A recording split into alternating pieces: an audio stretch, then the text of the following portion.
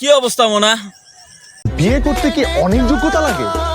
এই তো ধানের খেত আসলাম। আমার ধানের তো অনেক ক্ষতি হয়ে গেছে, আসেন আপনাদেরকে একটু দেখাই। বাবা আমাকে একটাবার বিয়ে করিয়েই দেখো বাবা। এই যে আমার ধান খেত দেখেন কি অবস্থা হয়ে গেছে, এটা দেখছেন? কোনো ধান নাই, কোনো ধান নাই। বিশ্বাস করো আমি খুবই যোগ্য একটা ছেলে। আমি 1 বছরের মধ্যে যদি তোমাকে দাদা ডাকি। এবারকে আমি যে মারটা খাইলাম, অনেক মার খাইছি ধান খেতে, ধান খেত করে যা অনেক মার খাইছি। তারপরেও আমি দোয়া করতেছি, আপনার কাছে একটা জিনিস চাচ্ছি,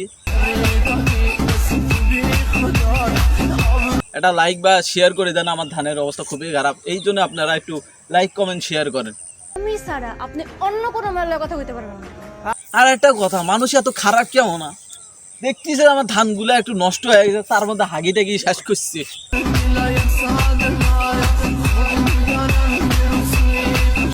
এমন হাগা ঢাকছে শালারা, কি গন্ধ, গন্ধটা ঢোকায় যায় না ওইদিকে।